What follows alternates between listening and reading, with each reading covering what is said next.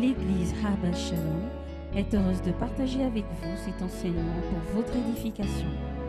Nous vous souhaitons une bonne écoute. Nous allons évoluer sur notre message. C'est vrai, généralement, quand on fait l'anniversaire, j'aime pas trop enseigner. Alléluia. Je me suis dit, on se dit, bon, il faut souffler un peu. Mais je me dis non. Il faut que toutes les occasions qui soient favorables ou bonnes, ou mauvaises plutôt, nous nous investissons à écouter Dieu. Alléluia.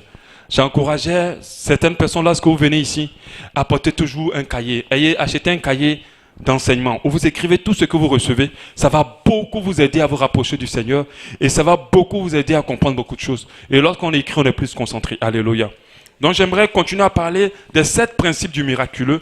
Et nous sommes sur le 2e niveau. On fait une révision. Alléluia. Du dimanche passé, nous sommes sur le 2e niveau qui est par le Saint-Esprit. Alléluia. Et nous avons ce verset-là, Actes 1, 8. Mais vous recevrez une puissance, le Saint-Esprit survenant sur vous, et vous serez mes témoins à Jérusalem, dans toute la Judée, dans la Samarie, jusqu'aux extrémités de la terre. Alléluia. Le miraculeux, c'est-à-dire la vie extraordinaire, la vie qui sort du niveau ordinaire, doit être le partage des enfants de Dieu. Alléluia. Doit être le partage des enfants de Dieu. Je tiens à toujours le préciser parce qu'il y a des gens qui m'écoutent pour la première fois. Jésus fait des miracles n'est pas un sujet qui est contre-biblique. C'est un sujet qui est vrai, qui est réel, qui est véritable. Et nous devons l'enseigner aux enfants de Dieu. Alléluia. Dieu veut que nous soyons sauvés. Amen. Mais il veut aussi démontrer sa puissance ici-bas, dans nos vies. Alléluia. Au travers de nos vies. Et ça, il faut que vous le sachiez. Si on ne vous parle pas de la vérité, vous ne pouvez pas être affranchi.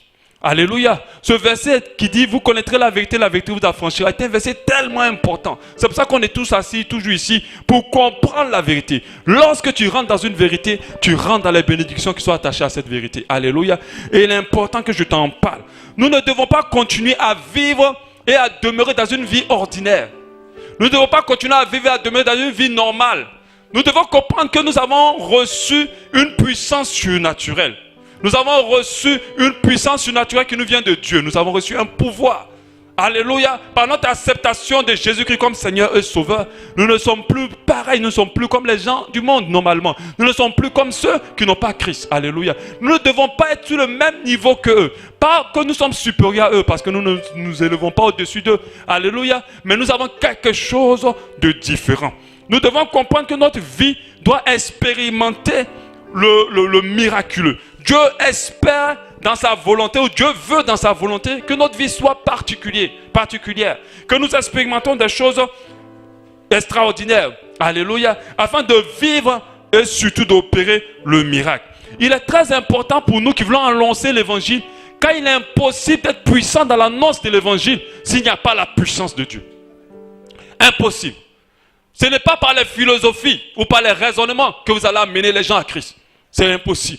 Et sur une assemblée où des enfants de Dieu n'ont pas compris cette dimension, ils n'ont pas compris quelque chose d'assez puissant, quelque chose d'assez fondamental. Alléluia. Et nous devons comprendre cela. Quand vous réalisez la Bible et que vous voyez les 3 ans de ministère de Jésus, vous allez voir que ces 3 ans de ministère-là, ce n'était pas seulement pour papoter. Jésus ne papotait pas trop. Il opérait des miracles. Il vivait des miracles. Et il opérait des miracles. Quand vous réalisez la Bible et que vous voyez les actions des apôtres, ils opéraient et vivaient des miracles. Alléluia. Et nous savons que Jésus est notre modèle. À qui tu veux ressembler? À Jésus, non? Amen. Et nous devons avoir la vie qu'il a eue. Nous devons chercher à vivre la vie qu'il a eue. Dans le ministère de Jésus, il n'y avait que prodige, puissance, miracle. Prodige, puissance, miracle. Vous ne voyez que ça. Afin que l'évangile qu'il annonce soit puissant. Soit puissant. Parce que s'il n'y avait pas ça, le monde ne pouvait pas être attiré par lui. Le monde ne comprend pas la philosophie. Le monde ne comprend pas tout ce que tu vas lui expliquer. Le monde comprend la démonstration de la puissance. C'est quand tu démontres quelle est la puissance de ce que tu as, que le monde peut s'approcher de toi pour te dire, mais qui est ton Dieu? Où tu te couches? Qu'est-ce que tu fais? Comment tu fais? Et c'est là que tu vas leur parler que Jésus est mort à la croix de Golgotha.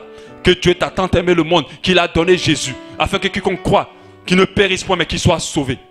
Alléluia. Mais à quel moment tu vas pouvoir le dire? Si tu n'es rien, si tu n'as rien, si tu fais rien, si tu es en bas. Alléluia. Des fois, quand je vais sur Internet, je vois les citations de certaines grandes personnes. Michelle Obama, elle donne sa femme, Barack Obama, Nelson Mandela. Ah, je vois les citations, je dis, ah, quand je lis les citations, je dis, mais attends, c'est ces citations-là qui ont beaucoup de likes comme ça. Mais quand je les regarde, je dis, mais moi-même j'ai des citations aussi puissantes. Mais quand je mets mes citations, il n'y a pas de like dessus. Et j'ai tout compris. J'ai compris que si tu n'es rien, ta parole n'est rien. Amen. Si tu n'es rien, tout ce que tu as à dire, ce n'est pas puissant. Amen. Quand tu es quelqu'un, on t'écoute. Quand tu es quelqu'un, on t'écoute. C'est pour ça que nous, les enfants de Dieu, nous ne pouvons pas continuer à être rien. Nous devons aller dans une dimension où les gens peuvent nous écouter pour qu'on les transmette l'évangile. Tu ne peux pas convertir ta famille parce que tu n'es rien. Tu n'es rien. Qu'est-ce qu'ils vont écouter de toi? Va mettre tes citations. Même quand je vois certaines de mes citations, je dis, mais non, mais ma citation est plus puissante que celle de Michelle Obama. Mais je n'ai même pas eu 2 likes dessus. Mais elle, là, tu vois les commentaires, les posts, les repartages, le quoi, ça partage. Mais pourquoi? Et les gens du monde ont compris ça. Ils ont compris qu'il faut être quelqu'un pour être entendu. Et Jésus avait compris ça. Il était venu annoncer un évangile. Il était venu annoncer la bonne nouvelle. Mais il savait s'il n'était rien, personne n'allait l'écouter. Personne n'allait s'occuper de lui. Personne n'allait tendre l'oreille. Lisez la parole de Dieu. Vous allez voir qu'il y a une chose sur laquelle Jésus insistait. Sa réputation. Et sa réputation s'étendait de contrée en contrée. Sa réputation. Vous voyez ça à plusieurs reprises. Alléluia. Il faut qu'on entende parler de toi. Amen. Parce que Dieu est puissant dans ta vie. Il faut que ta famille entende parler de toi. Parce que Dieu opère des miracles dans ta vie. Et là, ils pourront écouter ce que tu as à leur dire. Est-ce qu'il y a quelqu'un qui a compris ça? Amen. Et je proclame que cela va être ta vie à partir de maintenant. Ta famille entendra parler de toi. Parce qu'ils vont voir tout ce que Dieu fera dans ta vie. Et tu pourras leur annoncer l'évangile avec puissance.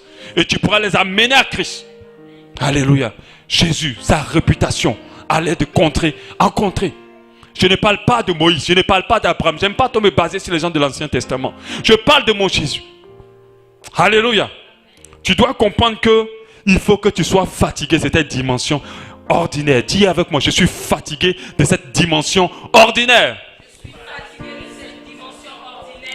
Tu n'as même pas dit avec vigueur. Je suis fatigué de cette dimension ordinaire. Tu dois le dire vraiment avec foi. Alléluia, parce que c'est une réalité. Il y a des chrétiens qui aiment cette dimension. Il y a des chrétiens qui sont dérangés de la dimension que Christ, il est mort pour ça. Comment mon papa construit une maison pour me laisser et puis moi je vis dans une cabane? C'est quoi ça? Il est mort à la croix de Golgotha pour te laisser une puissance, mais pourquoi toi tu es faible? Amen. Est-ce que je pousse la foi de quelqu'un ce matin? Ton père a laissé une maison. Il a souffert pour toi. Il a laissé des villas. Et toi, tu vas vivre dans une cabane. Et tu vas vivre dans la rue. Et tu es en train de parler. Donc son sacrifice n'est rien alors. Alléluia. Je sens qu'il y a des démons qui auront choix à partir d'aujourd'hui. Alléluia. Je sens qu'il y a des esprits qui seront terrassés. Je vous ai dit la dernière fois. Ta vie n'a pas de problème particulier. Les problèmes, c'est les ténèbres. Les œuvres des ténèbres. Les œuvres des ténèbres. Il est temps que tu te lèves et que tu les écrases. C'est eux qui créent la stérilité. C'est eux qui créent les problèmes de couple. C'est eux qui créent le blocage. C'est eux qui créent les maladies. Alléluia. C'est eux qui font tout ça. Et nous sommes activés pour détruire et renverser les œuvres des ténèbres. Alléluia. Est-ce que tu le reçois ce matin? Jésus a dit, si vous ne voyez des miracles, des produits, vous ne croyez point. Comment les gens croiront s'il n'y a pas de miracles et il n'y a pas de produits? Comment les gens croiront s'il n'y a pas de puissance dans ta vie? Comment les gens croiront si toi ta vie est plus basse? Si tu as tous les problèmes du monde. Je n'ai pas dit d'être milliardaire. Je ne suis pas pour cet évangile pour dire il faut qu'on soit milliardaire, il faut qu'on ait le jet privé pour parler aux riches. Je ne suis pas dedans. Parce que c'est un évangile un peu détourné pour pouvoir s'attacher au monde. Je ne veux pas t'amener vers le monde. Mais si tu es malade, ce n'est pas normal. Si tu ne te maries pas pendant que Dieu a prévu de te marier, ce n'est pas normal. Si tu es malheureux, malheureuse tout le temps, c'est pas normal. Tu as la puissance. C'est pas normal. Si c'est toujours toi qu'on interne, c'est pas normal.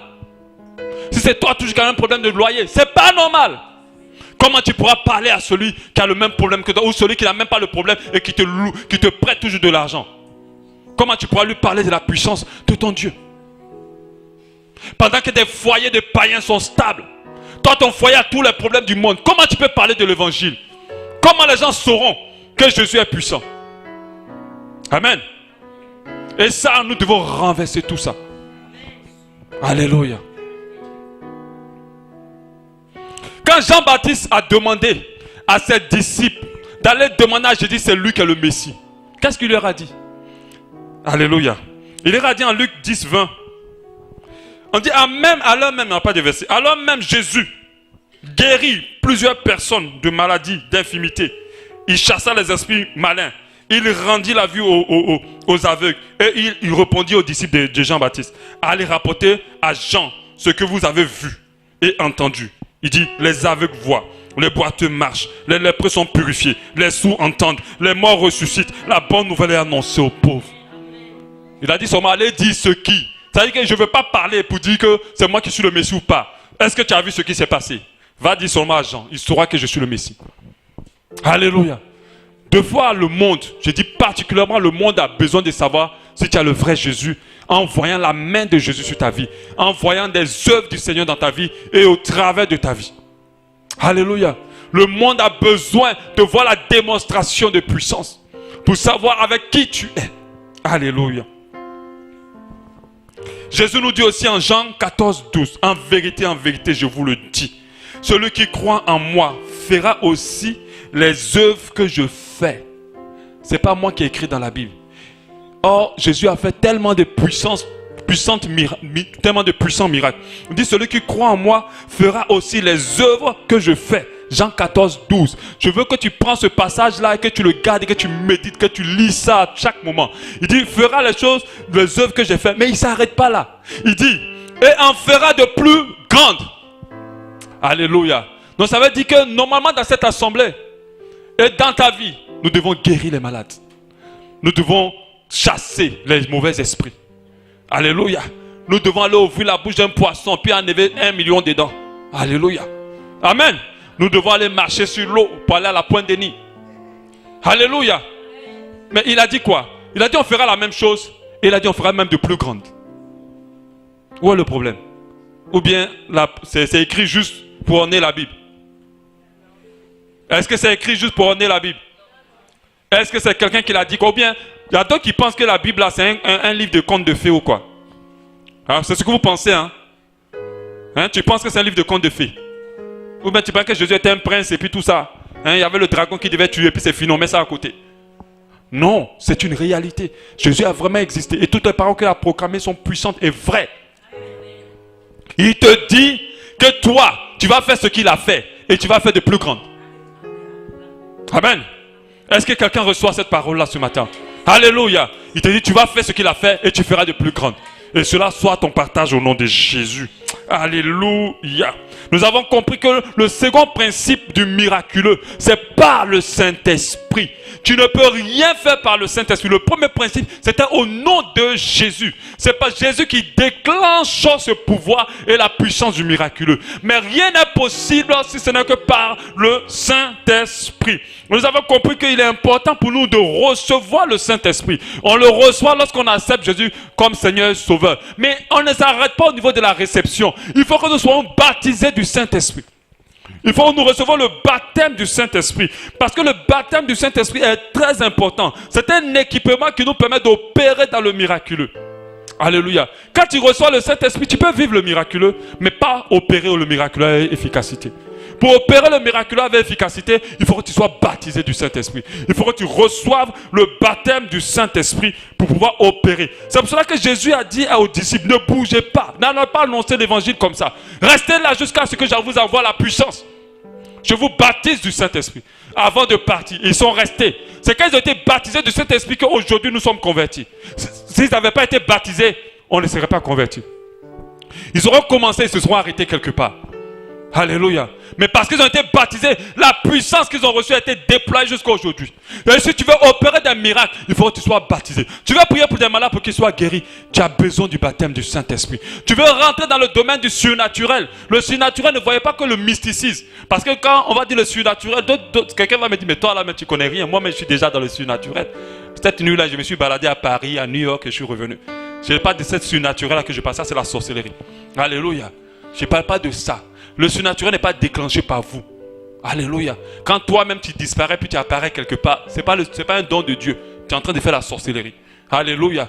C'est Dieu même par sa propre volonté qui t'enlève et t'amène quelque part ou qui t'opère des choses au travers de toi. De telle sorte que tu peux prier pour quelqu'un, il va être guéri, prier pour l'autre, il ne va pas être guéri. Amen. Donc faites attention. Le surnaturel, ce n'est pas toi-même qui bouge maintenant les trucs. Alléluia. Voilà, parce que quand tu commences à bouger les trucs toi-même là, c'est la sorcellerie que tu es en train de faire. Alléluia. Sois libéré de la sorcellerie. Parce qu'il y a d'autres, il vient à l'aide don de sorcellerie là, et puis il dit que c'est Jésus qui m'a donné. Au nom de Jésus, Jésus t'a pas donné ça. Il ne faut pas manifester ça ici. Alléluia. Alléluia. La Bible dit qu'il nous faut manifester la puissance. 1 Corinthiens 4, 20 nous dit, le royaume de Dieu ne consiste pas en parole. Est-ce que quelqu'un peut me dire ça? Le royaume de Dieu ne consiste pas en parole. Brad, reste en haut, je ne suis pas encore arrivé. Reste en haut, c'est la révision. Je suis encore sur la révision. Le royaume de Dieu ne consiste pas en parole. Est-ce que quelqu'un peut me dire ça? Le royaume de Dieu ne consiste pas en parole. Alléluia. Et la Bible complète, 1 Corinthiens 4, 20. Il faut l'avoir aussi dans ta liste. Alléluia. Des versets que tu vas coller dans ta chambre, que tu dois lire tous les jours pour t'imprégner. Et que la foi te permet de rentrer dans ce niveau. Mais en puissance. Mais en puissance. Il faut parler jusqu'à ce que ta salive finisse. Ce n'est pas ça le royaume de Dieu. Le royaume de Dieu ne consiste pas en parole, mais en puissance. Il faut que le monde sache que tu as Jésus. Et que le monde voit que tu as Jésus. Alléluia. Mais en puissance. Le baptême du Saint-Esprit est très important pour nous. On en a parlé dimanche passé.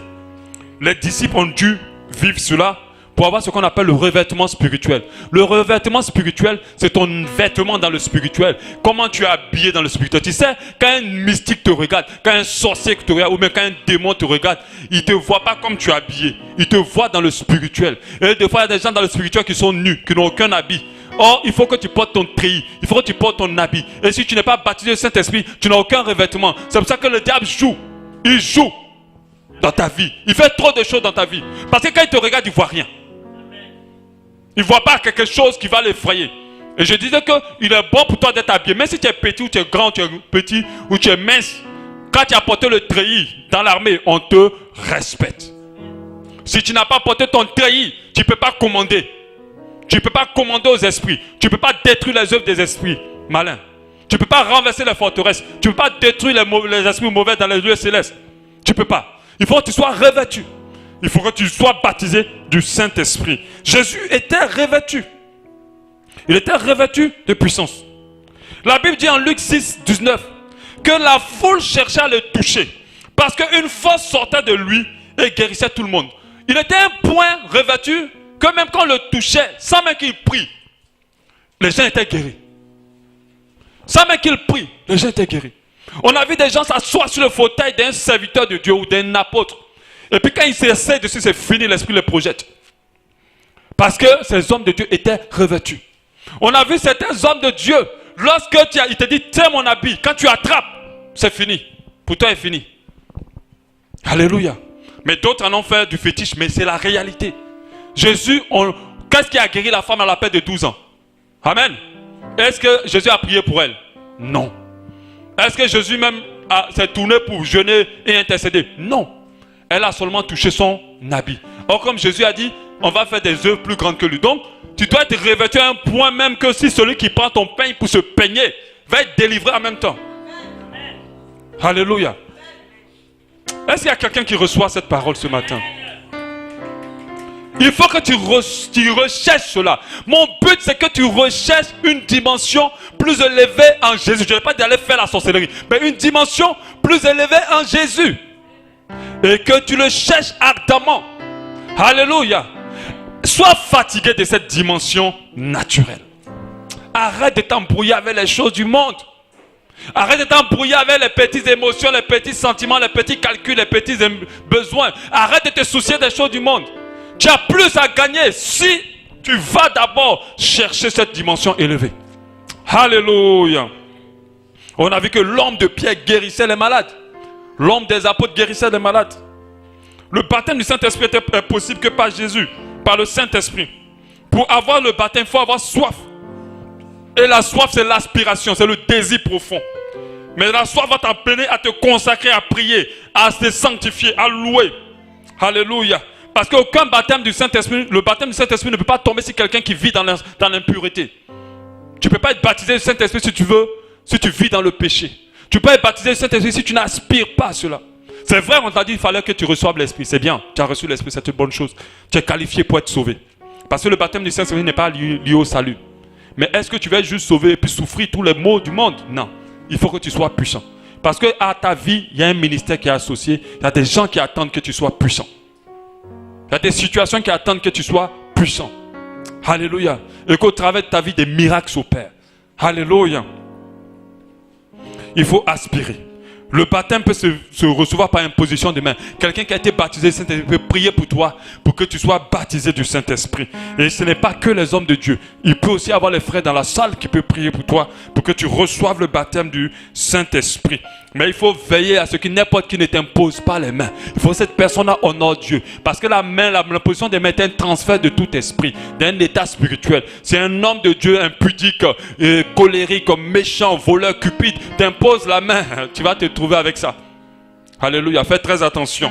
Et par la prédication de l'évangile, comme la génération de Corneille, pendant que l'apôtre Pierre était en train de parler de Jésus, de l'évangile, ils ont été baptisés du Saint-Esprit. Et au nom de Jésus, avant que ce message ne termine, tu vas expérimenter le baptême du Saint-Esprit. Alléluia. Et les signes pour savoir qu'on a été baptisé, j'ai parlé du parler en langue. Il faut parler en langue. Tu vas parler en langue. Et c'est très important, c'est l'un des signes premiers. Il y a le don de prophétie. Il y a aussi rien. Parce que tu peux être baptisé sans que rien ne se passe. Mais tu es baptisé, mais parce que tu n'as pas assez de foi pour réaliser que quelque chose s'est passé, ce baptême-là sommeille en toi. Et tu peux le demander à Dieu pour qu'il te rassure de ton baptême. Nous allons maintenant passer à ce pourquoi on est là aujourd'hui. Nous allons parler maintenant des dons de l'esprit. Alléluia, des dons spirituels. Des dons de l'esprit, oui, c'est bien. Des dons de l'esprit, nous allons parler maintenant de cela.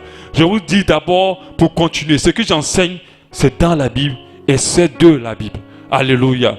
Les chrétiens sont arrivés dans une phase où ils lisent seulement les choses sur la sanctification et la pureté. On appelle ça les fondements. Tu dois dépasser ça. Ça doit être les bases de ta vie, mais tu ne vas pas rester à ce niveau. Après, il faut chercher une dimension élevée. Jésus est mort à la croix de Golgotha pour t'offrir plus que, bien plus. Alléluia. Bien plus d'il y a sur cette terre et le salut éternel. Alléluia. Alléluia.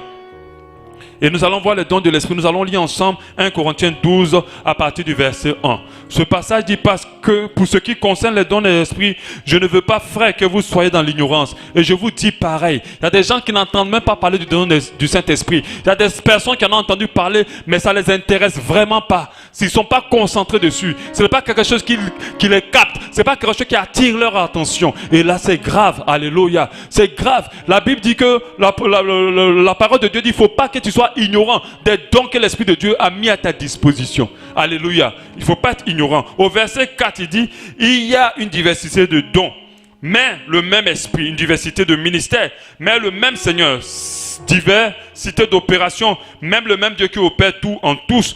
Or, à chacun, la manifestation de l'esprit est donnée pour l'utilité commune. En effet, à l'un est donné l'esprit de la parole de sagesse, à un autre une parole de connaissance, selon le même esprit, à un autre la foi par le même esprit, à un autre le don de guérison par le même esprit, à un autre le don d'opérer des miracles, à un autre la prophétie, et à un autre le discernement des esprits, à un autre la diversité des langues, à un autre l'interprétation des langues. Un seul et même esprit opère toutes ces choses, les distribuant à chacun en particulier comme il veut. Alléluia. C'est écrit dans la parole de Dieu. C'est quoi un don spirituel? Un don spirituel est une capacité, une aptitude surnaturelle. C'est-à-dire que ce n'est pas quelque chose de fabriqué, qu'on peut créer en quelqu'un de manière naturelle. Ce n'est pas quelque chose que tu peux recevoir de manière naturelle. Ce n'est pas possible que tu aies un don spirituel. de manière naturelle. Donc c'est une capacité, c'est une aptitude surnaturelle que cède le Saint-Esprit à une personne. Et généralement, le don spirituel s'active par le baptême du Saint-Esprit. C'est un équipement. Alléluia. C'est un équipement pour le ministère. Alléluia. Alléluia. Donc, le don du Saint-Esprit vient de l'Esprit de Dieu. Quand on dit don, on a le volet donné. Nous devons comprendre que ce n'est pas quelque chose que nous méritons. Ce n'est pas quelque chose que nous pouvons nous-mêmes permettre d'acquérir. Ok? C'est quelque chose que l'Esprit de Dieu, dans son bon vouloir, nous donne. Alléluia. Quand on a lu 1 Corinthiens 12, on dit un seul et même esprit opère toutes ces choses, les distribuant à chacun en particulier comme il veut. Comme il veut. L'Esprit le donne comme il veut. Le don, contrairement au talent, parce qu'il ne faut pas les confondre. Il ne faut pas confondre les dons et les talents. Ok? Le don, un talent est une capacité innée ou qui a été développée par le fruit d'un travail. Donc ça veut dire que c'est quelque chose, on ne t'a pas appris mais tu sais faire. Ok? Tu as le talent. Et c'est quelque chose que tu as développé en travaillant. Ok? Quand on dit il est très talentueux, comment on dit ça? Il est très talentueux dans la menuiserie. Ok? C'est quelque chose de naturel. Il a déjà les aptitudes et quand il a fait, il a appris, il maîtrise bien la menuiserie et il fait ça d'une manière parfaite ou bien bien. Ok? Un talent est un trait inné, génétique, et qui peut être acquis aussi par l'expérience, tandis qu'un don spirituel est seulement et uniquement une œuvre de la puissance du Saint-Esprit. C'est-à-dire que c'est seulement la puissance du Saint-Esprit qui peut te donner la capacité d'avoir un don. Nous tous, nous sommes dotés de talent. Le talent, pourquoi? Quand Dieu nous crée, il a un but pour nous. Ok? On ne va pas mettre une roue sur une voiture si on ne s'attend pas à ce qu'elle roule. Alléluia. Donc quand on met une roue sur une voiture pendant qu'on la fabrique, c'est parce qu'on s'attend à ce qu'elle roule. Donc quand Dieu nous crée, il a une idée de l'usage qu'il veut faire de nous. Donc du coup, dès la naissance, dès le ventre de nos mères, il nous donne déjà des capacités innées. C'est pour ça que vous allez trouver des gens qui sont forts dans des choses qu'ils n'ont pas appris. Il y a des gens qui sont très aptes à apprendre vite quelque chose que toi tu as du mal. Moi par exemple, le piano, j'ai beaucoup appris mais je ne sais pas jouer. Ok? Or Alain que vous voyez là n'a pas eu de formation, n'a pas été dans une école. Il n'a pas appris ça quelque part. Ce n'est pas un don spirituel, c'est plutôt un talent. Est-ce que vous voyez la nuance? Le fait qu'Alain joue n'est pas un don spirituel, c'est un talent. Ok, moi j'ai 1000 fois appris, même la guitare, j'ai eu mal aux doigts, j'avais toute la volonté, mais je n'arrivais pas à apprendre. Parce que Dieu n'a pas dit que tu seras musicien. Donc moi je ne me fatigue plus à aller chercher à apprendre ça. Donc c'est inné. Par contre, un don, c'est quelque chose que nous avons par l'Esprit. C'est une capacité que nous avons par le Saint-Esprit et que nous obtenons que par le Saint-Esprit. C'est pour ça que quand vous lisez la parabole des talents, ne les confondez pas aux dons. Ce que le maître a donné à ses serviteurs, c'est les talents. C'est pour ça que faites très attention. Si Dieu t'a activé comme Alain à jouer le piano dans sa maison, à jouer le piano dans sa maison, et que tu n'as pas joué le piano, il va te réclamer ce talent. Alléluia. C'est quelque chose qu'il t'a donné sur la base, mais il attend à ce que tu le fasses fructifier et que ça serve à l'édification de son corps. Alléluia. Donc les dons nous viennent directement du Saint-Esprit et sont attribués qu'aux enfants de Dieu. Les dons spirituels, un païen, un non-converti ne peut pas avoir de dons spirituels. C'est ce que je dis parce que j'ai rencontré dans ma marche chrétienne des personnes qui viennent déjà avec les esprits de divination et ils disent que c'est l'Esprit de Dieu qui les a équipés. C'est de la sorcellerie. Tu ne peux pas déjà deviner la vie des gens pendant que tu n'es pas converti. Non. Tu ne peux pas raconter la vie des gens pendant que tu n'as pas Jésus. Et que tu n'as pas fait une expérience avec le Saint-Esprit. Si quand tu arrives à ce niveau-là, va fouiller. Peut-être on t'a cédé, ta grand-mère qui a crevé, je ne sais pas, la semaine passée, t'a cédé son truc. Alléluia. Et d'autres pensent qu'ils ont eu quelque chose pour tuer dans le corps de Dieu pendant qu'ils ont un esprit de python. Il y a d'autres qui voient des esprits la nuit pendant qu'ils n'ont fait aucune expérience avec Jésus. Il faut venir, on va te délivrer. Parce que ce que tu as n'est pas un don spirituel. Tant que tu n'as pas Jésus, tu ne peux pas avoir de dons spirituels. Tant que tu n'as pas fait d'expérience avec le Saint-Esprit, ce n'est pas possible. Les dons spirituels s'activent à partir du moment où tu fais l'expérience avec le Saint-Esprit. Alléluia. Et ça, tu dois le comprendre. L'Esprit octroie les dons particulièrement à ceux qui appartiennent au Seigneur. Donc il est impossible aux non-convertis de le manifester. Sinon, quand vous voyez un non-converti le manifester, puisque le diable est un tricheur, il donne aussi à des non-convertis. C'est de la sorcellerie, de la magie. Les dons spirituels sont réservés qu'aux enfants de Dieu. À quoi nous servent les dons spirituels? Les talents nous servent pour notre vie. Aujourd'hui, Alain peut jouer dans l'église, il peut aussi être professeur de musique dans une école normale, qui n'est pas chrétienne. Dieu ne va pas lui dire, mais toi là tu es en train de pécher. Non.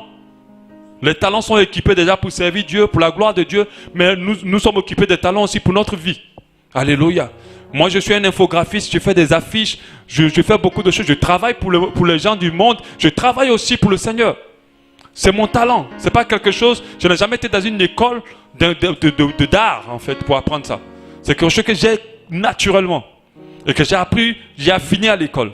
Je peux l'utiliser pour le monde, je peux l'utiliser pour Dieu, il n'y a pas de problème. Par contre les dons sont seulement pour l'usage dans l'église. Uniquement. Pour l'usage dans l'église. Pour l'usage de la gloire, pour la gloire de Dieu et pour l'œuvre de Dieu, pour l'édification du corps. Il faut faire une grande nuance pour l'édification de l'église, pour proclamer la puissance de Dieu et proclamer l'évangile avec puissance. Parce qu'il y a des gens qui ont des capacités surnaturelles reçues par l'Esprit de Dieu et elles se permettent d'aller les utiliser pour gagner de l'argent. Et là, si vous faites ça, vous avez un problème avec le Saint-Esprit. Si Dieu te permet de révéler la vie des gens, ne va pas faire un cabinet de psychologue avec ça. Pour te mettre plein l'argent dans la poche. Pendant que Dieu veut que tu l'utilises pour l'avancement de son œuvre. Alléluia. Donc faites très attention. Nos talents et nos dons spirituels doivent être utilisés pour la gloire de Dieu. Au service des autres. Mais nos dons spirituels sont spécialement utilisés pour la gloire, uniquement utilisés pour la gloire de Dieu. Pendant que nos talents peuvent nous servir pour toutes choses. Alléluia. Amen. Parlons maintenant des 9 dons spirituels. Les 9 dons spirituels, parlons maintenant. Les 9 dons spirituels, on peut les catégoriser en... Tu avances encore? Les 9 dons spirituels, on peut les catégoriser en 3 catégories. Il y en a 9. Donc il y a les dons de parole, les dons de puissance, les dons d'inspiration. On vient de lire ça tout à l'heure, les différents dons. Par rapport aux dons de parole, nous avons la parole de... Tu avances, la parole de sagesse, la parole de connaissance et le discernement des esprits. Par rapport aux dons des paroles, les dons qui vont nous servir à libérer des paroles importantes et puissantes. On va commencer par le premier don. Alléluia. Pendant que je suis en train de parler des dons, il faut aspirer. Il faut aspirer, il faut désirer. Alléluia. Il faut vouloir et croire dans ton cœur que l'Esprit peut te le donner aussi. Alléluia. Il faut aspirer. Le but de cet enseignement, c'est de créer en vous l'aspiration à ces dons. À ne pas vouloir une vie toujours ordinaire. À vouloir aller dans une dimension plus élevée. Alléluia. N'attendez pas à ce que le pasteur s'équipe seulement pour vous. Dieu a donné la capacité à chaque personne de pouvoir s'équiper. D'avoir accès à tout ce qu'il donne. Alléluia. On a la parole de sagesse. La parole de sagesse, elle se matérialise par la capacité d'avoir des révélations exactes au sujet des problèmes ou des situations complexes. C'est une parole qui tombe à pic et souvent qui aide à exhorter et à enseigner. Je vais vous expliquer un français très simple. La parole de sagesse, c'est un don qui permet à quelqu'un de savoir parler. Il sait parler et il comprend très vite les complications dans les situations. Ok? Il comprend très vite les choses qui ne vont pas dans tout problème. Il a une intelligence surnaturelle en fait, cette personne-là. Et c'est une personne qui comprend. Elle est de nature un très bon conseiller. C'est-à-dire que si vous expliquez vos problèmes, comment, elle a toujours la capacité de savoir où est le problème. Et c'est une capacité surnaturelle. Elle n'est pas seulement naturelle. Tu peux être sage naturellement. Mais quand tu as le don de la parole de sagesse, ta sagesse frappe. Ta sagesse étonne. Ta sagesse impressionne. Alléluia. C'est quand les gens t'entendent parler, ils se disent mais comment il peut réfléchir comme ça? Comment il peut parler ainsi? Alléluia. Et nous devons aspirer à cette parole-là. Nous avons le passage de Luc 6, 8 où Étienne, vous le lisez en bas, mais il ne pouvait résister à sa sagesse et à l'esprit par lequel il parlait. On ne peut pas lire tout le verset, mais il parlait à ces hommes-là, les membres de la synagogue, et ils se sont rendus compte qu'il était sage. L'une des particularités de Jésus qui avait frappé les pharisiens, c'était sa sagesse. Quand Jésus ouvrait la bouche, déjà même tout petit à 12 ans, quand il ouvrait la bouche, quelque chose se passait. Mais lorsqu'il a été activé par le Saint-Esprit, c'était encore grave. Toute la loi, il n'était même pas là pendant que la loi s'écrivait sur terre. Mais il la maîtrisait. Et il maîtrisait les profondeurs de la loi. Il te disait quelque chose qui n'était pas écrit. Et toi-même, tu sentais que cela venait de Dieu. On appelle ça la parole de sagesse. Est-ce qu'il y a quelqu'un qui la désire? Alléluia. Amen. Que la parole de sagesse soit ton partage. Parce que ça va t'aider toi-même à faire de bons choix dans ta vie. Et ça va t'aider à aider beaucoup de personnes autour de toi. Beaucoup de personnes à ne pas faire des bêtises. Beaucoup de personnes à ne pas faire des erreurs. C'est le premier don que Dieu a activé dans ma vie. Alléluia. C'est le premier don. Dès que j'ai commencé le ministère, c'est la parole de sagesse. J'ai cette capacité-là, vite comprendre des choses. Très vite. À percer des mystères que d'autres prennent du temps à comprendre. À ne même pas faire des expériences de certaines choses, mais à comprendre comment ça fonctionne. Amen. Et c'est un don surnaturel que Dieu m'a donné. Alléluia. Ça c'est un don aussi qui sert beaucoup à l'enseignement. Amen. Si tu es un enseignant, tu veux être un enseignant, réclame ce don. Réclame. Parce que si tu n'as pas la parole de sagesse, tu ne pourras pas enseigner d'une manière puissante pour que les gens ressentent que Dieu est avec toi et que Dieu est dans tes propos. Alléluia. On part à l'autre don, la parole de connaissance. Dieu communique, comment ça se manifeste? Dieu communique de manière surnaturelle à une personne une information concernant une situation de quelqu'un ou un fait caché à notre perception naturelle. C'est un don des révélations des choses cachées. Quand une personne là, elle reçoit des informations sans même qu'elle ait vu, sans même qu'elle ait expérimenté, sans même qu'on lui ait dit. Alléluia. Amen. Et ça, on appelle ça la parole de connaissance. C'est un don aussi que Dieu a activé en moi. C'est pour ça que je fais très attention quand je parle. Alléluia. Très attention. À plusieurs reprises, j'ai voulu gérer des problèmes de couple. Et quand j'ai mis les deux devant moi, je me suis retrouvé à dire tous les problèmes sans me rendre compte. Et après un jour, je l'avais fait avec un couple, il m'a vu, il m'a dit, mais toi aussi, comment tu peux dire ça? Tu sais que c'est ça qu'on a comme problème actuellement. Comment tu as pu parler comme ça, toi aussi? Et à plusieurs reprises.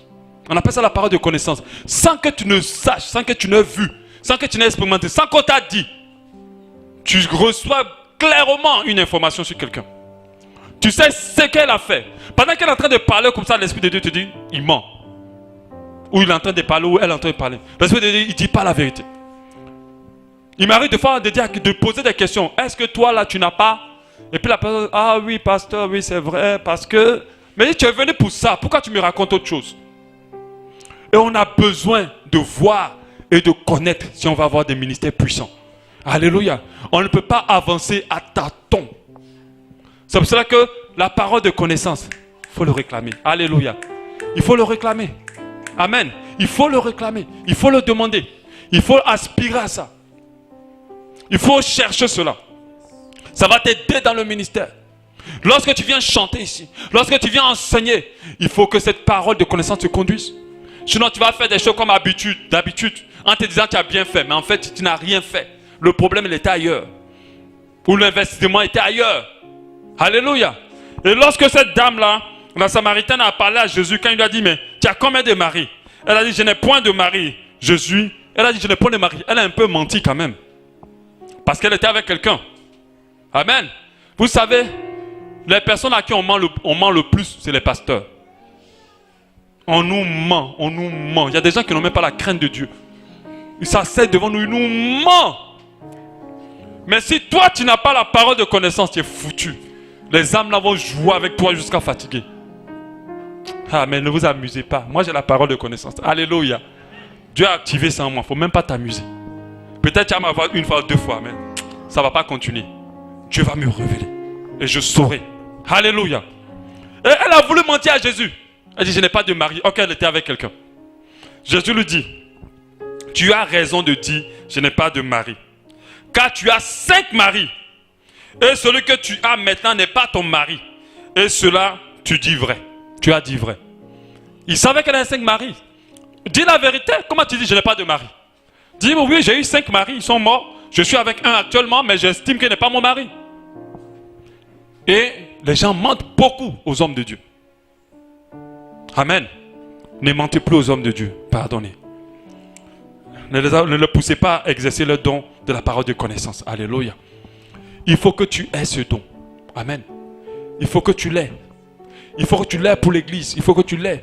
Parce que si tu veux, imaginez, tu viens parler à quelqu'un, d'un musulman ou de quelqu'un pour dire Jésus t'aime, accepte Jésus. Et puis la personne quitte devant moi. Et puis tu commences à dire, tu sais, Dieu me dit que voici ta vie, voici ta vie, voici ta vie, voici ta vie. Est-ce qu'après, il va rejeter ton évangile? Il va t'écouter. Il va même être converti. Amen. Je suis fatigué de cette dimension ordinaire. Est-ce que tu peux le répéter avec moi? Je suis fatigué de cette dimension ordinaire. Il faut que tu arrives à ça. Si tu lui dis que Dieu me dit que toi, tu as fait ça, tu arrêtes. Faites attention, les apparences sont trompeuses. Les apparences sont trompeuses. Tu as besoin du don de la parole de connaissance pour pouvoir agir et servir Dieu avec puissance. Alléluia. Le don des discernements des esprits. Comme son nom l'indique, c'est un don qui permet d'identifier l'auteur d'une manifestation surnaturelle et de connaître la nature de l'esprit qui inspire, anime, agite et tourmente une personne. Si tu n'as pas le discernement de l'esprit en tant que serviteur de Dieu, tu es foutu. Comme j'ai dit tout à l'heure, les apparences sont trompeuses. Tu vas voir le frère qui est sage, bien gentil, la sœur. Je lisais récemment le livre de Dag. Il disait tous les matins, quand il vient à l'église, il est le premier à venir à l'église, mais il y a une femme qui est toujours là avant lui. Elle est en train de prier, elle est en train d'intercéder, elle est en train de prier. Dit Seigneur, la femme là même, elle me dépasse même dans la prière. Ça, c'est pas possible. Moi-même, je viens toujours la trouver. Et plusieurs dimanches comme ça, il vient la trouver. Et un dimanche, il arrive, Dieu lui dit, va lui dire qu'elle se repent de son péché. Il dit, Seigneur, toi aussi, c'est quelle pensée tu es en train de me donner comme ça? La femme même qui prie plus que moi là. Il est parti à la femme, il dit, bon, je vais quand même dire, puisque Dieu m'a dit. Il s'assoit devant elle, dit, Dieu me dit de te répandre tes péchés. Elle a commencé à pleurer. Elle dit, pasteur, où tu me vois là, je ne peux pas me retenir sans coucher avec les hommes. Où tu me vois, j'ai déjà couché avec 200 hommes. Et tous les jours que je voyage, j'enchaîne seulement les hommes. Amen. Alors c'était elle qui était toujours la première à l'église et qui intercédait. Mais si Dieu n'avait pas révélé ça à cet homme-là, comment il l'aurait sauvé? Il a prié pour elle. Et elle a été libérée de cet esprit d'impudicité. Alléluia. Mais si tu étais dans une dimension naturelle, tu as dit que c'est le Saint-Esprit qui la pousse. C'est le Saint-Esprit qui la pousse. Or, le Saint-Esprit n'est même pas dedans. Elle est là juste pour montrer les apparences. Vous savez ici, les apparences sont trompeuses. Beaucoup sont dans les apparences jusqu'à l'infini. Mais Dieu connaît leur vie. Et il va dévoiler un à un ce qui se passe. Mais pas pour t'humilier, mais pour te sauver et pour te libérer. Alléluia. Le diable ne va pas continuer à te malmener dans le secret.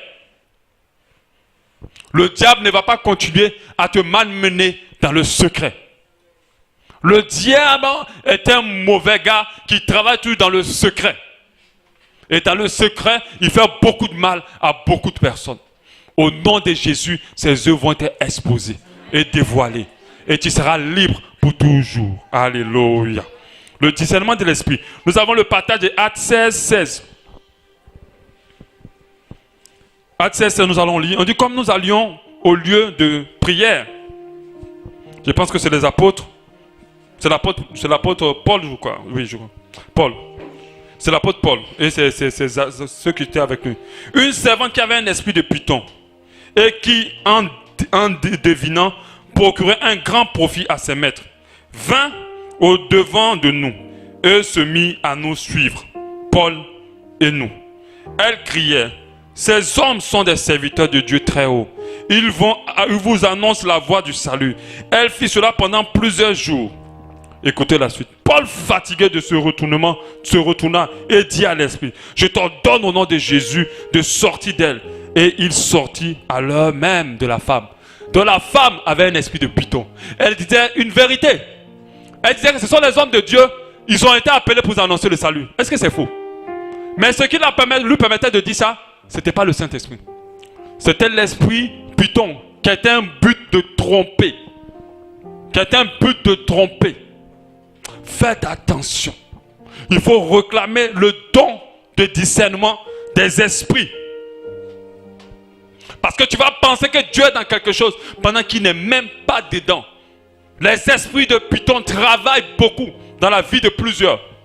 Et ils utilisent beaucoup les femmes. Beaucoup. Le serpent s'est présenté à Ève d'abord. Il utilise beaucoup les femmes. Parce qu'elles ont une sensibilité utile, mais une sensibilité aussi dangereuse pour elles.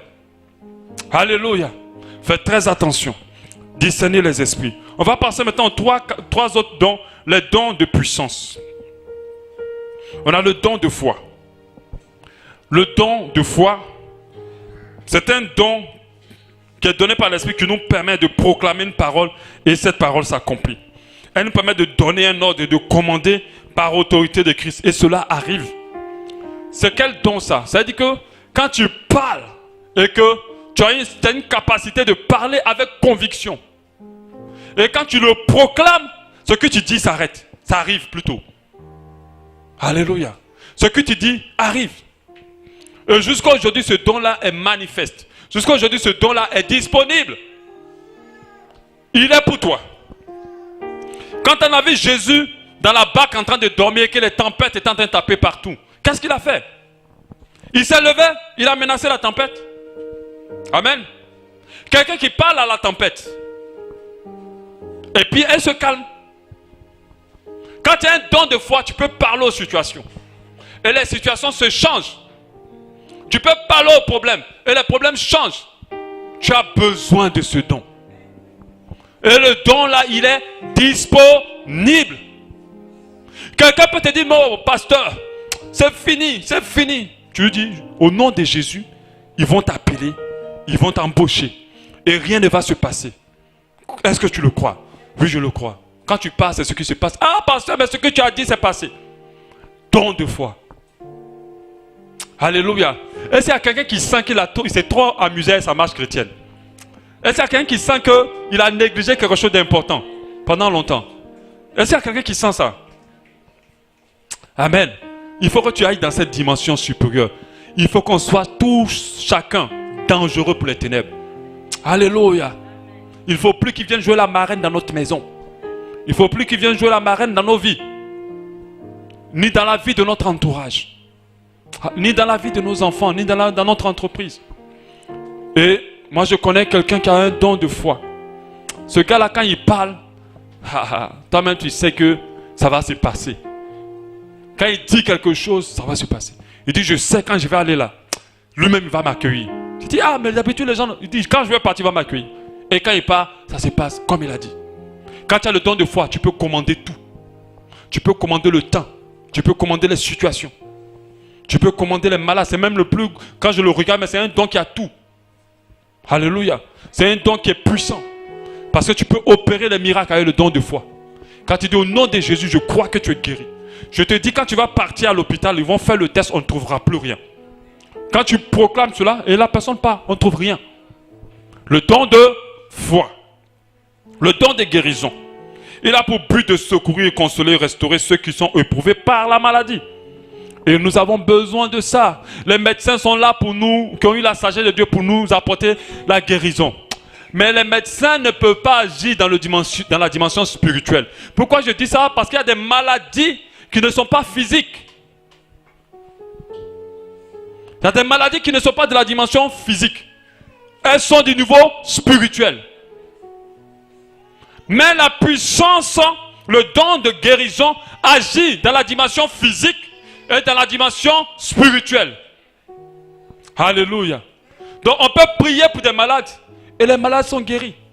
Et il faut que ce don-là soit parmi nous. Alléluia. Vous savez, le jour où chacun de nous sera une boule de feu de puissance dans cette assemblée, ou quelques-uns même seront une boule de feu de puissance dans cette assemblée. Alléluia. On n'aura plus de place ici. Alléluia. Parce que le monde ne comprend rien si ce n'est que la puissance. Le monde, tu ne peux pas raisonner le monde avec tout ce que tu as, ta philosophie. Si ce n'est que la puissance qu'il intègre dans son esprit. Quand il y a la puissance quelque part, les gens s'intéressent. Pourquoi les marabouts ont du succès? Parce que pour eux, c'est rapide. C'est concret. Tue-moi cet enfant, envoie-moi son sang. Tu vas voir, tu vas être nommé. Et quand il tue l'enfant, il envoie le sang, il est nommé. Amen. C'est rapide. Donc du coup, ils vont continuer à faire ça. Mais quand toi, tu es là, tu n'as même pas tué d'enfant, ni bu quoi que ce soit comme ça, ni aller danser nu à la plage. Et puis c'est toi qu'on nomme au-dessus de tous. Tu vas dire, mais comment tu as fait? Parce que tu t'es levé avec ton don de foi. Tu dis, au nom de Jésus, dans la liste des remaniements, là, le président va mettre mon nom. Est-ce qu'il y a quelqu'un qui a envie de dire ça? Alléluia. Alléluia. Même si il ne te connaît pas, Dieu te connaît. Alléluia. Même s'il ne te connaît pas, Dieu te connaît. Dieu va amener ton nom à sa table. Alléluia. Et c'est pas s'il y a quelqu'un qui atteint un miracle dans ce domaine-là. De nomination, d'un poste grand. Est-ce qu'il y a quelqu'un qui attend quelque chose à ce niveau-là? D'une promotion. Alléluia. Une promotion. Dieu va amener ton nom à la table du décideur. Est-ce que je peux répéter? Dieu va amener ton nom à la table du décideur.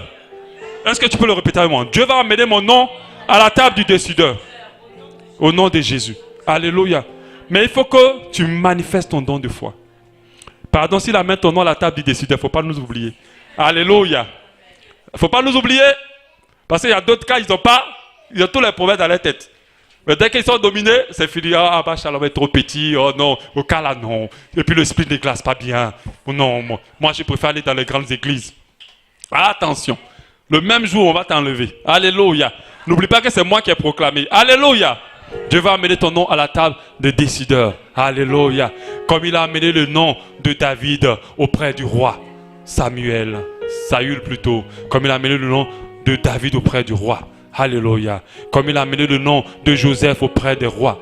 Comme il a amené le nom de Daniel auprès des rois. Alléluia. Il amènera ton nom à la table des décideurs. Au nom de Jésus-Christ de Nazareth. Et le monde saura que tu as Jésus. Et les gens comprendront que tu n'es pas dans le même niveau qu'eux. Que tu es dans un niveau de puissance.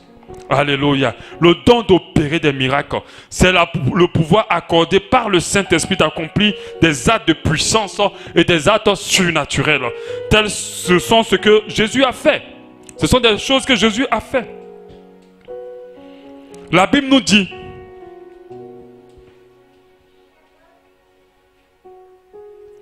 alléluia. La Bible nous dit en Romains 15, 18, car je n'oserais mentionner aucune autre chose que Christ n'ait pas faite par moi pour amener les païens à l'obéissance, par la parole et par les actes, par la puissance des miracles et des prodiges, par la puissance de l'Esprit de Dieu, en sorte que depuis Jérusalem, les pays voisins jusqu'à Illyrie, j'ai abondamment répandu l'évangile. Quand vous lisez la parole, j'ai essayé de faire la liste des miracles de Jésus. J'ai trouvé un tableau qui en a parlé. Les noces de Canaan, changer l'eau en vin. On a parlé aussi de la guérison du démoniaque, la pêche miraculeuse. Il a dit aux apôtres, laissez vos filets là. Mais ils avaient pêché toute la nuit, ils n'avaient rien. Il a dit, laisse ça ici. Et quelque chose s'est passé. Ou parce que les apôtres l'ont suivi comme ça. Ils l'ont suivi parce qu'ils ont vu quelque chose en lui. Alléluia. Il a guéri des gens, il a ressuscité les morts, il a opéré divers types de miracles, il a calmé la tempête, il a chassé des démons, il a guéri les paralytiques, il a ramené des aveugles à la vue, il a ramené des sourds, il a guéri la surdité de certaines personnes, il a guéri le malade de Bethsaïda, il a opéré.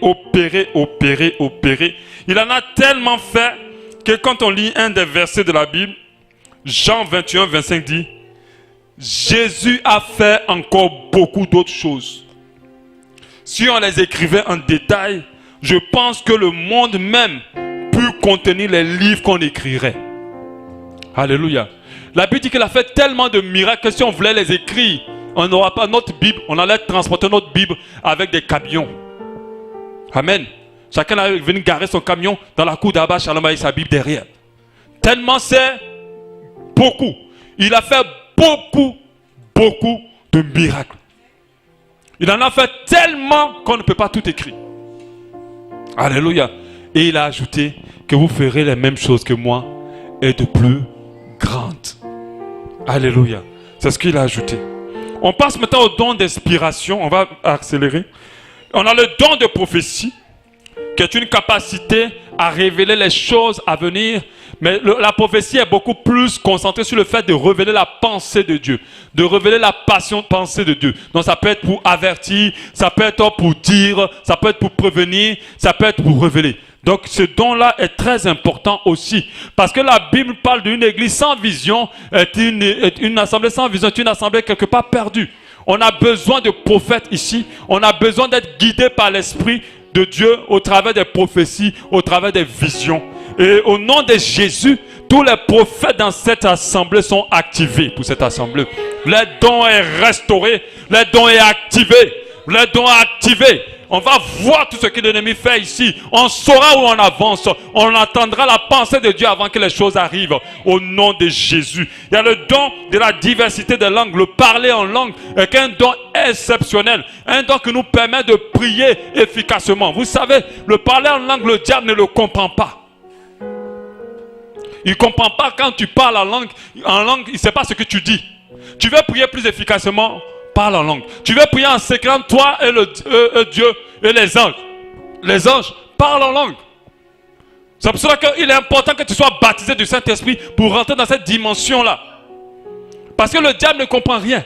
Mais si tu dis au Seigneur, je veux que tu me donnes une maison et puis après je vais construire 4 trucs pour toi. Le diable dit, ah j'ai entendu. Ok, alors tu prends vite les choses pour bloquer l'affaire. Mais quand tu commences à parler en langue, il ne sait même pas de quoi tu parles.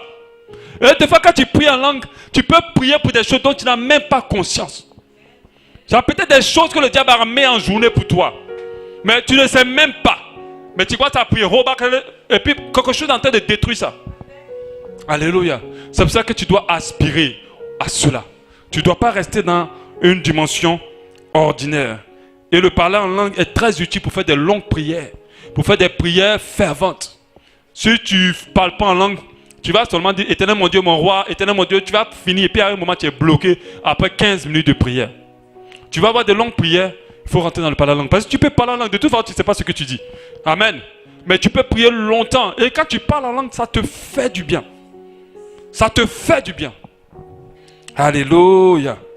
Le don d'interpréter les langues, c'est cette capacité-là à comprendre ce que les gens disent.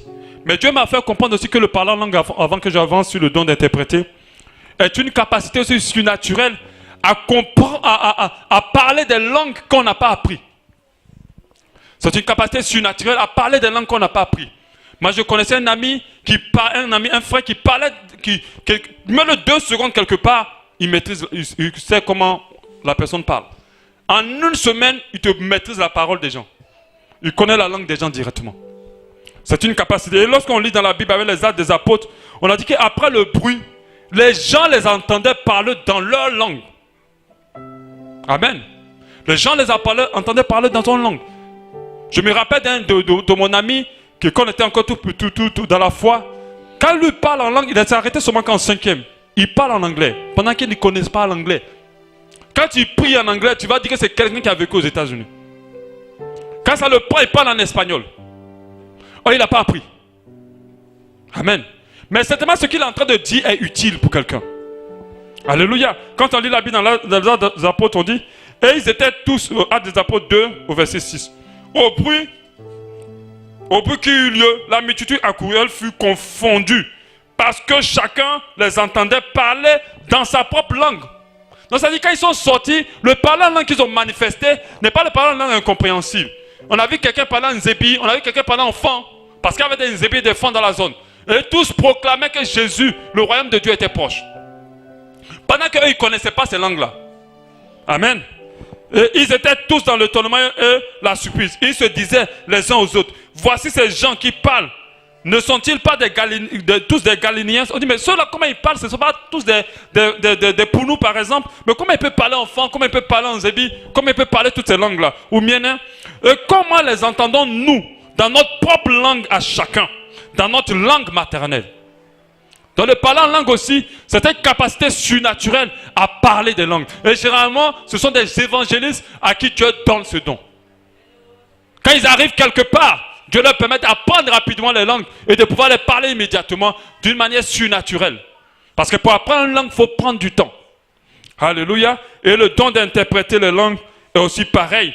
C'est lorsque quelqu'un parle en langue, vous comprenez ce qu'il dit. Et c'est très important que dans l'église, on a le don de l'interprétation des langues. Parce qu'il y a des parlants en langue qui sont démoniaques. Pendant que vous êtes en train de parler en langue, prier, il y a quelqu'un qui vous envoûte. Il y a quelqu'un qui envoûte les gens de l'église. Et il faut que quelqu'un comprenne pour dire, ah non, ça c'est démoniaque. On a besoin de ça. Si on n'a pas les dons spirituels, on est faible.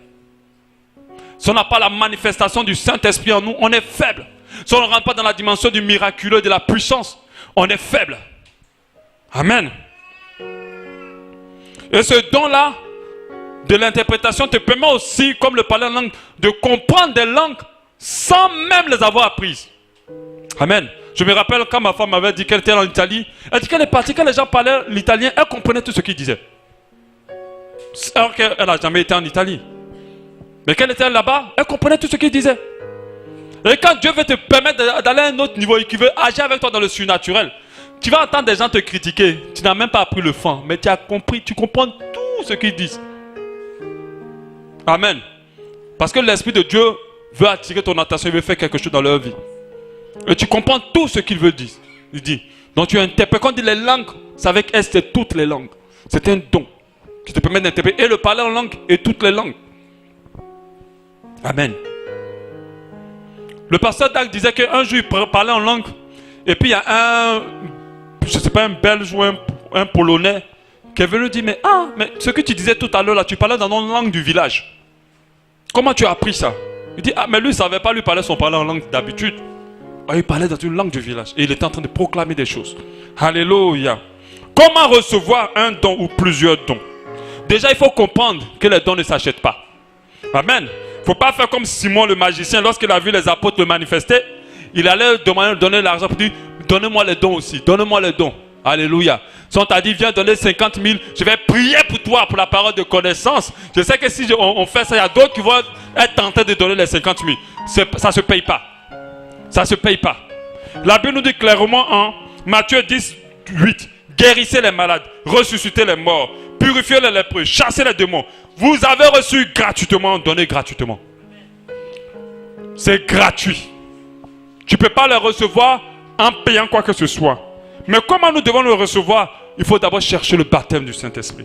Recherche le baptême du Saint-Esprit. Aspire au baptême du Saint-Esprit. Expérimente le baptême du Saint-Esprit. Et les dons vont se déployer. Nous pouvons aussi prier pour les avoir. Amen. La Bible dit en Jacques 1, 5.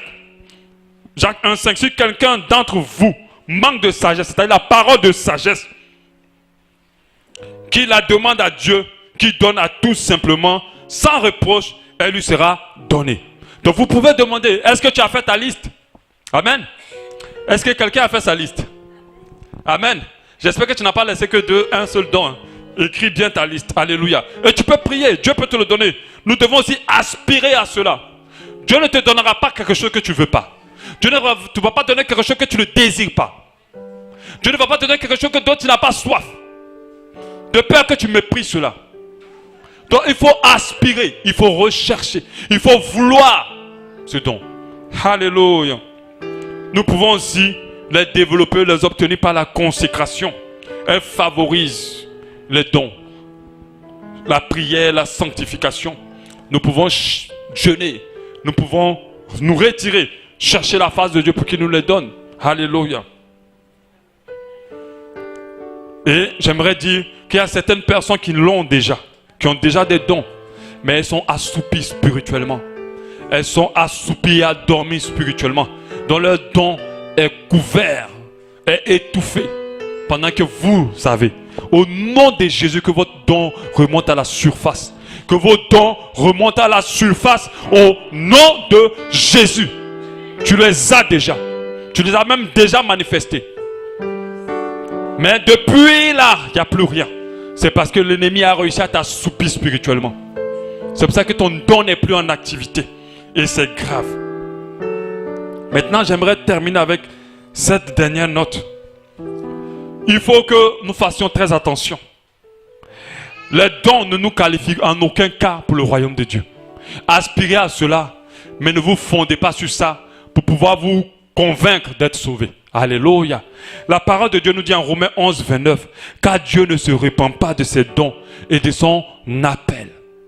Parce qu'il y a des gens qui guérissent encore pendant qu'ils sont dans le péché. Il y a des gens qui ont les paroles de connaissance pendant qu'ils sont dans le péché. Il y a des gens qui opèrent des miracles pendant qu'ils sont dans le péché. Faites très attention, Dieu ne se répand pas de ses dons. Les dons spirituels, c'est comme une huile, c'est comme de l'onction. L'eau peut s'évaporer vite, mais pas l'huile. L'huile prend du temps. Tu peux mettre l'huile au soleil pendant des années, ça ne partira pas comme ça. À moins que l'eau vienne l'enlever. Amen. Donc, ce n'est pas parce que Dieu t'utilise encore que il est en accord avec toi. Quand il te donne, il ne se répand pas et cela reste dans ta vie. Alléluia. Amen. Amen. On va essayer de prier. Alléluia. Amen. Avant de prier, je veux qu'on se lève, qu'on se tienne pour ceux qui peuvent se tenir debout. Alléluia. Je veux que Dieu, dans sa faveur, le Saint-Esprit dans sa grâce, alléluia, répande. Avance. Répande sur chaque personne ici divers dons. Alléluia. Est-ce que tu peux tenir tes mains vers le ciel? Est-ce que tu peux tenir les mains vers le ciel? Est-ce que tu peux tenir les mains vers le ciel? On va prier.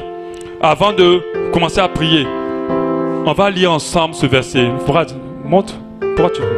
On va lire ensemble ce verset 7 fois. C'est la recommandation que l'Esprit de Dieu m'a donnée. Ce n'est pas du mysticisme. C'est un verset important. C'est dans la Bible. Ce n'est pas du fétichisme. Alléluia. On va le lire ensemble 7 fois. Quand je vais dire à 3, nous allons commencer.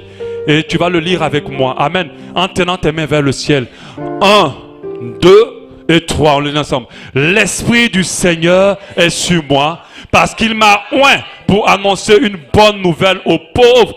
Il m'a envoyé pour guérir ceux qui ont le cœur brisé, pour proclamer aux captifs la délivrance, aux aveugles le recouvrement de la vue, pour envoyer libres les opprimés, pour publier une année de grâce du Seigneur. On reprend encore. L'Esprit du Seigneur est sur moi, parce qu'il m'a oint pour annoncer une bonne nouvelle aux pauvres. Il m'a envoyé pour guérir ceux qui ont le cœur brisé, pour proclamer aux captifs la délivrance, aux aveugles le recouvrement de la vue, pour envoyer libres les opprimés, pour publier une année de grâce du Seigneur. L'Esprit du Seigneur est sur moi, parce qu'il m'a oint pour annoncer une bonne nouvelle aux pauvres. Il m'a envoyé pour guérir ceux qui ont le cœur brisé, pour proclamer aux captifs la délivrance, aux aveugles le recouvrement de la vue, pour envoyer libres les opprimés, pour publier une année de grâce du Seigneur. 4. L'Esprit du Seigneur est sur moi, parce qu'il m'a oint pour annoncer une bonne nouvelle aux pauvres. Il m'a envoyé pour guérir ceux qui ont le cœur brisé, pour proclamer aux captifs la délivrance, aux aveugles le recouvrement de la vue, pour envoyer libres les opprimés et publier une année de grâce du Seigneur. 5. L'Esprit du Seigneur est sur moi, parce qu'il m'a oint pour prononcer la bonne nouvelle aux pauvres. Il m'a envoyé pour guérir ceux qui ont le cœur brisé, pour proclamer aux captifs la délivrance, aux aveugles le recouvrement de la vue, pour renvoyer libres les opprimés, pour publier une année de grâce du Seigneur. 6. L'Esprit du Seigneur est sur moi, parce qu'il m'a oint pour annoncer une bonne nouvelle aux pauvres. Il m'a envoyé pour guérir ceux qui ont le cœur brisé, pour proclamer aux captifs la délivrance, aux aveugles le recouvrement de la vue, pour renvoyer libres les opprimés, pour publier une année de grâce du Seigneur. Voilà le dernier 7 avec force. L'Esprit du Seigneur est sur moi. Il m'a oint pour annoncer une bonne nouvelle aux pauvres. Il m'a envoyé pour guérir ceux qui ont le cœur brisé, pour proclamer aux captifs la délivrance, aux aveugles le recouvrement de la vue, pour renvoyer libres les opprimés, pour publier une année de grâce du Seigneur. Et maintenant, tu vas prier par rapport à cette parole. L'Esprit du Seigneur réellement sur toi. Vraiment, invoque maintenant sa présence. Demande-lui de descendre sur toi. Demande-lui de te remplir. Demande-lui de te saisir. Demande-lui de te saisir. Demande-lui de te saisir. Demande-lui de te saisir ce matin.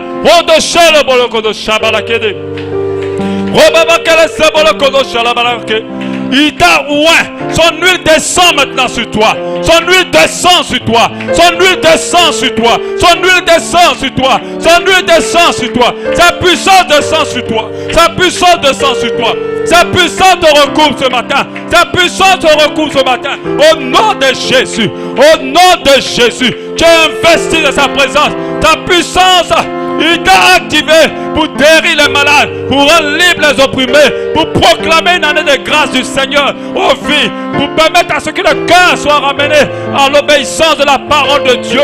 Oh, son huile descend maintenant sur toi. Alléluia. Son huile descend sur toi. Continue à parler. Montre à Dieu que tu aspires. Montre à Dieu que tu veux être baptisé. Montre à Dieu que tu veux voir. Alléluia. Continue à parler à ton Dieu. Voilà quel est le bolo kala chelebo. Rababa quel est bolo solo bolo kili. Ibolo salabara chelebo kolo. Rababa quel est le bolo siribigidi salaba. Ibolo kolo salabara chelebo.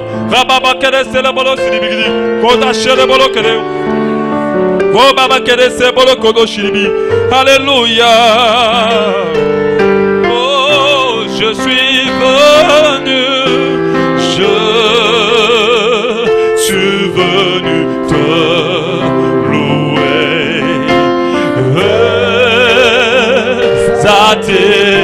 continue à prier. Oh,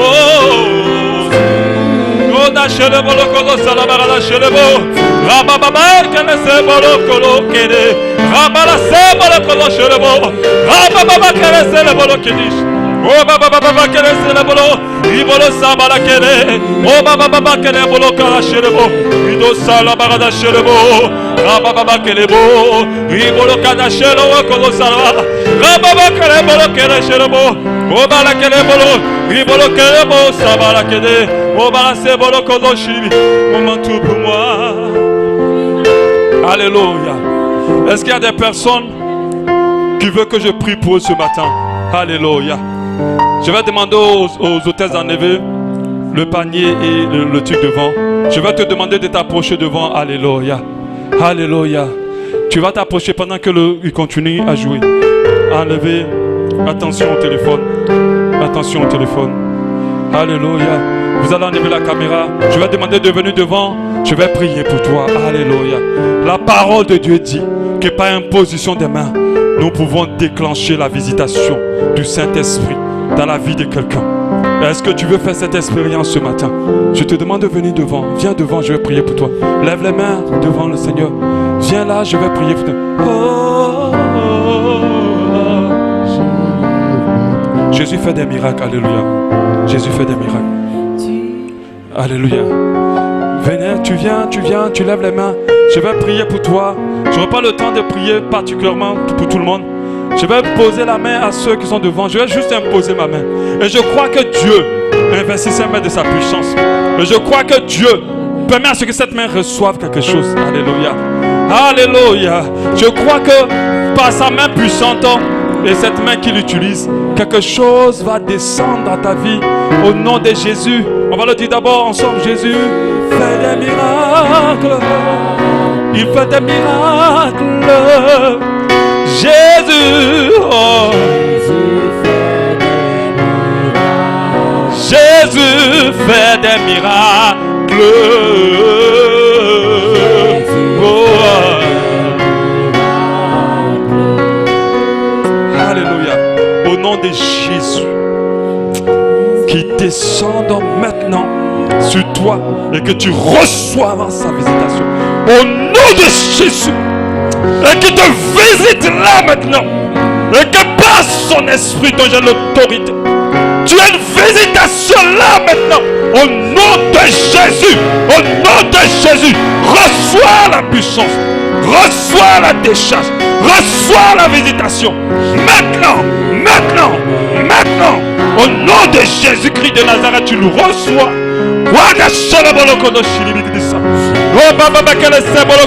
Tu reçois maintenant cette visitation. Alléluia. Tu reçois maintenant au nom de Jésus. Au nom de Jésus. Tu reçois cette visitation là maintenant. Tu la reçois au nom de Jésus-Christ. Au nom de Jésus. Au nom de Jésus. Tu reçois la visitation du Saint-Esprit. Au nom de Jésus. Au nom de Jésus. Tu reçois maintenant. Tu reçois maintenant. Au nom de Jésus. Alléluia. Alléluia. Seigneur, tu vois ta fille maintenant. descends sur elle. Là maintenant qu'elle est. Et par ta puissante visite tous les coins, les recoins de son être. Investis-la de ta puissance. Comme maintenant, au nom de Jésus, ta puissance se déclenche sur elle. On n'a qu'une visitation s'opère. Une visitation s'opère. Au nom de Jésus-Christ de Nazareth. Rodo Shalabara Celebolo Kolo. Rabababa Kelebolo Celebo. Rada Shelebo. Ribolo Kana Shelebo. Ribolo Kana Shelebolo. Rabba Kelebolo Silibiki de Shelebo. Rodo Shelebo. Ribolo Kana Celebo. Tu as visité.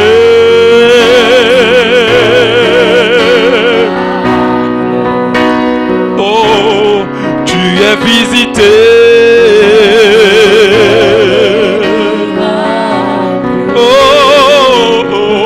Tu es visité.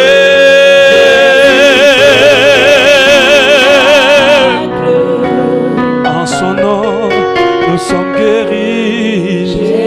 Nous sommes guéris. Est-ce qu'on peut faire silence dans la présence de Dieu?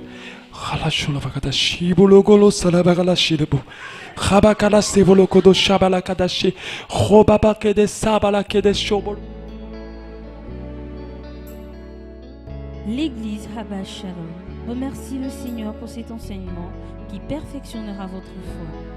Pour plus de renseignements sur notre assemblée, veuillez nous joindre au plus 241 07 93 10 00 ou faites un tour sur notre site internet www.habashalom.org ou encore visitez notre page Facebook. Habas Shalom, expérimentez l'amour et la paix de Dieu.